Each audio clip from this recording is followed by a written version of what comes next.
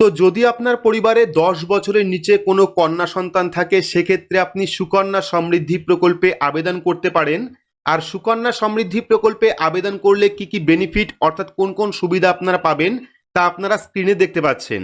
আর এই ভিডিওতে আপনাদের দেখাবো আপনারা অনলাইন থেকে সুকন্যা সমৃদ্ধির অ্যাকাউন্ট ব্যালেন্স কিভাবে দেখবেন, অর্থাৎ এই প্রকল্পে কত টাকা আপনার অ্যাকাউন্টে জমা হলো সেটা আপনি অনলাইনে নিজের স্মার্টফোনের মাধ্যমে কিভাবে দেখবেন তার টোটাল স্টেপ বাই স্টেপ ভিডিওর মাধ্যমে দেখাবো।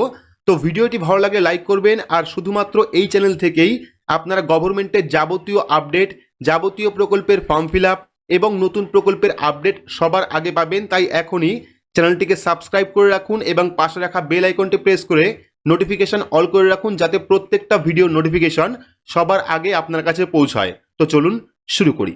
তো অনলাইন থেকে আপনার সুকন্যা সমৃদ্ধি প্রকল্পের অ্যাকাউন্ট ব্যালেন্স চেক করার জন্য আপনার স্মার্টফোন থেকে বা কম্পিউটার থেকে যে কোনো একটি ব্রাউজার আপনারা ওপেন করবেন। ব্রাউজার ওপেন করে সেখানে গিয়ে সার্চ করবেন ইন্ডিয়া পোস্ট লিখে। তো ইন্ডিয়া পোস্ট লিখে সার্চ করলে ফার্স্ট লিঙ্ক আপনি পেয়ে যাবেন indiapost.gov.in। এই ফার্স্ট লিঙ্কে আপনারা ক্লিক করবেন। ক্লিক করলে কিন্তু ইন্ডিয়া পোস্টের যে অফিসিয়াল ওয়েবসাইট সেই ওয়েবসাইটটা চলে আসবে। তো ওয়েবসাইট আসার পর যদি আপনি স্মার্টফোন ইউজ করেন সেক্ষেত্রে আপনি দেখতে পারবেন ওপরে ডান সাইডে 3 ডটের একটি অপশন পাবেন। সেই 3 ডট অপশন দেখতে পাচ্ছেন, এখানে কম্পিউটারে বাঁ পাশে রয়েছে মেনু অপশন।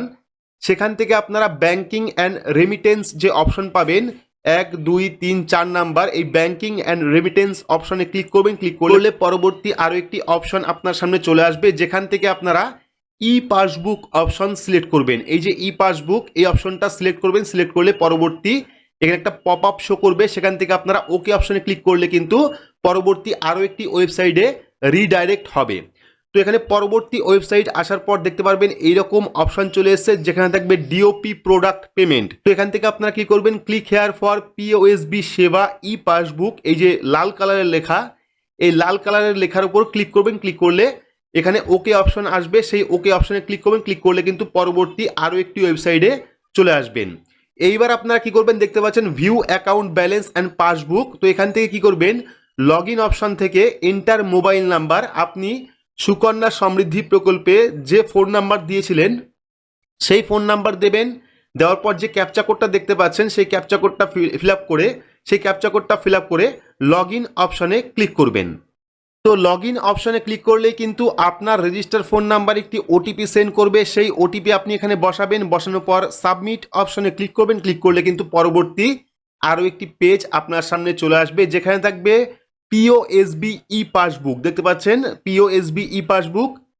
এখান থেকে আপনারা ক্লিক হেয়ার যে অপশন পাচ্ছেন সেই ক্লিক হেয়ার অপশনে ক্লিক করবেন। ক্লিক করলে কিন্তু পরবর্তী আরও একটি পেজ আপনার সামনে চলে আসবে।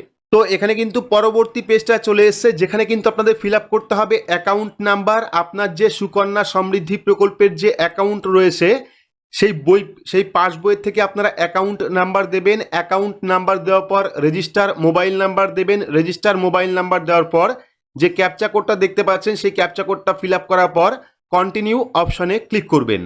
তো account number, register phone number, captcha code fill up করার পর কন্টিনিউ অপশনে ক্লিক করলে পরবর্তী পেজে আপনার সামনে 3টে অপশন শো করবে। একটা হলো ব্যালেন্স ইনকোয়ারি, একটা হলো মিনি স্টেটমেন্ট আর একটা হলো ডিটেল স্টেটমেন্ট।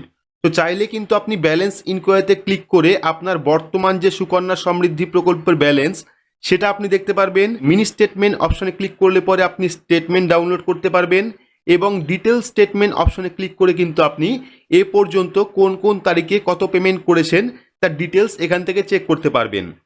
তো এখান থেকে আপনারা ব্যালেন্স ইনকোয়ারি অপশনে ক্লিক করবেন। ক্লিক করলে পরবর্তী পেজে কিন্তু আপনার সুকন্যা সমৃদ্ধি প্রকল্পের যে বর্তমান আপনার ব্যালেন্স যোগ হয়েছে সেই ব্যালেন্স কিন্তু আপনি দেখতে পারবেন।